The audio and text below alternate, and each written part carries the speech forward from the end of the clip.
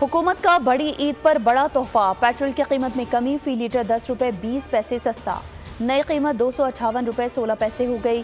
Diesel 2 रुपए 33 पैसे फी litre सस्ता। नई कीमत 267 रुपए 99 पैसे हो गई। नई कीमतों का इतलाक रात 12 बजे से हो गया। फौरी इतलाक ईद की छुट्टियों के बायस किया गया है।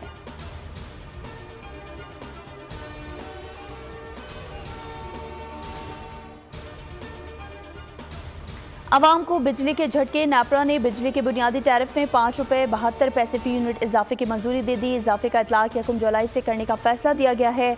नेपरा के मुताबिक बिजली का औसत बुनियादी टैरिफ 29 रुपए 78 पैसे से बढ़कर 35 रुपए 50 पैसे फी यूनिट हो जाएगा।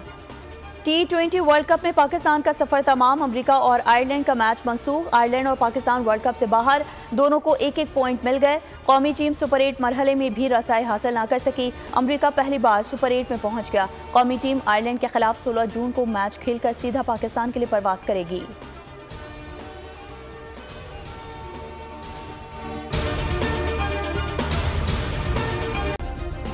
सब्सक्राइब करें और बेल दबाएं ताकि कोई खबर रह न जाए।